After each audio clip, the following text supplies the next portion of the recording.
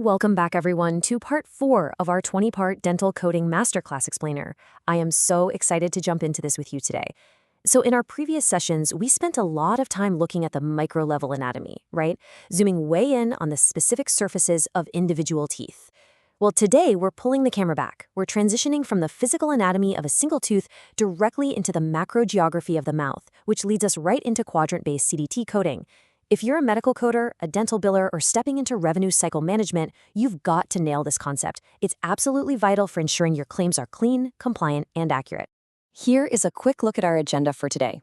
We'll start with a brief introduction and series recap, move into arch and quadrant anatomy, map out permanent tooth numbers, cover quadrant-based coding principles, discuss billing rules and audits, and finally wrap up with a summary and a peek at the next episode.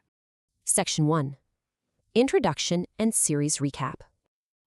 Before we start dividing up the entire mouth today, let's just briefly recall the core concepts we locked down in Part 3. You'll remember we covered the foundational tooth surfaces and their abbreviations: mesial, facial, incisal, lingual, distal, gingival, buccal, and occlusal. And remember our golden rule for combinations? When a surface like gingival is listed with a second surface, or when you see a combo like FB for facial and buccal, that is considered just one single surface for billing purposes, simply because they describe the same structural area. Keep that clinical precision in mind as we scale things up today. Section 2. Arch and quadrant anatomy. Let's move to the macro level and look at the physical structure of the whole oral cavity. To really understand quadrants, we first have to cut the oral cavity in half horizontally. Think of it like drawing an equator right through the mouth. This primary horizontal division gives us two distinct arches. On top, we have the maxillary arch, which is your upper jaw. Down on the bottom, we have the mandibular arch, your lower jaw.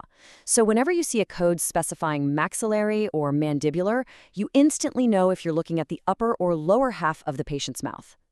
Next, we take those two arches and we draw a line straight down the middle of the face. Vertically, this midline separates the right and left sides of the arches. By combining that horizontal division with this vertical midline, boom, we finalize the creation of 4 distinct, functional dental quadrants. These 4 zones are literally the foundation for periodontal, surgical, and preventative coding. You just can't code complex dental procedures without mastering this 4-part grid. Section 3. Permanent tooth number mapping. All right, now that we have our 4 newly defined quadrants, let's actually assign the specific permanent teeth to them. This perfectly illustrates the data mapping for permanent dentition. Let's walk through it together. Quadrant 1 is your upper right, or UR, sitting in the maxillary right side. It houses teeth numbered 1 through 8. Moving across the midline, Quadrant 2 is the upper left, or UL, holding teeth 9 through 16. Now dropping straight down to the lower jaw, Quadrant 3 is the lower left, LL, containing teeth 17 through 24. And finally, crossing back over the midline, Quadrant 4 is the lower right, LR, which finishes out the mouth with teeth 25 through 32. As a coder, this specific mapping needs to be second nature to you. Section 4. Quadrant-Based Coding Principles. With our anatomical foundation completely locked in, we can apply this directly to CDT coding. In the dental billing world, the sheer volume of teeth treated within one of these specific quadrants dictates the exact code you're going to select. Notice the rule of contrasts here. In perio and surgical categories, codes were heavily tiered based on tooth volume per quadrant. For example, with procedures like gingivectomies and gingivoplasties, if a provider treats 1 to 3 contiguous teeth or bounded spaces in a quadrant, you report D4211. But if they treat 4 or more in that same quadrant, that requires a totally different code, D4210.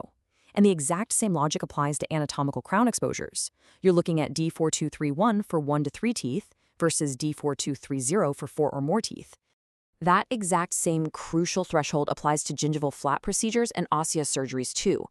A gingival flap for 1 to 3 teeth is D4241, but it jumps to D4240 for 4 or more. Osseous surgery changes from D4261 for the smaller scope over to D4260 for the larger scope of 4 or more teeth. This beautifully highlights why clinical precision, really reading the operative report and counting the teeth per quadrant, is non-negotiable for coders. You absolutely can't guess here. The revenue and the compliance depend entirely on that exact count. Now, beyond the standard 1 to 3 teeth rule, some codes have even more unique quadrant-based rules. Take bone replacement grafts, for example. They're divided by the sequence of sites within a single quadrant. So you report D4263 for the first site in the quadrant, but you must use D4264 for each additional site in that very same quadrant. On the flip side, some preventative or orthodontic appliances are simply billed strictly per quadrant, like the D1575 distal shoe space maintainer. It's fixed, unilateral, and per quadrant. Essentially, one appliance, one quadrant, one code. Section 5. Billing rules and audits. So you might be wondering, why does all of this strict anatomical categorization matter when the rubber actually meets the road and the dental claim goes out the door to the payer? Well, it matters because of audits and denials. Did you know a single missing quadrant modifier can trigger an automatic denial in modern clearinghouses? Yeah, it happens all the time. To avoid improper multi-quadrant reporting and those revenue-draining audit denials, you have to follow a very strict sequence. Step 1, identify the exact quadrant in the clinical notes. Step 2, carefully count the contiguous teeth or bounded spaces treated within that specific boundary. Step 3, select the correct code tier based on that 1 to 3 versus 4 or more threshold. And step 4, this is absolutely critical. Always append the correct quadrant modifier, UR, UL, LL, or LR on the claim form. Payers actively use these modifiers to track frequency limits and medical necessity. Section 6. Summary and next episode. Let's wrap up today's masterclass explainer and synthesize everything we've covered. The main takeaway here is that quadrant anatomy isn't just some clinical formality. It's the actual fundamental data structure that drives proper CDT code selection. Truly understanding the boundaries of the upper right, upper left, and lower right is exactly what ensures your coding is fiercely accurate, perfectly tiered by tooth volume, and flawlessly compliant with billing regulations.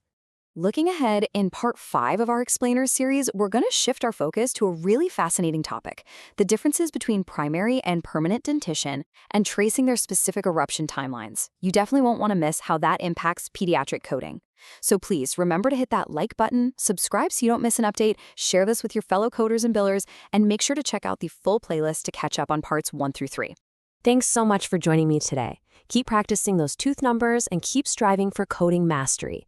And before you submit your next batch of claims, just ask yourself, if an auditor looked at your operative notes right now, would your quadrant modifier save you or sink you?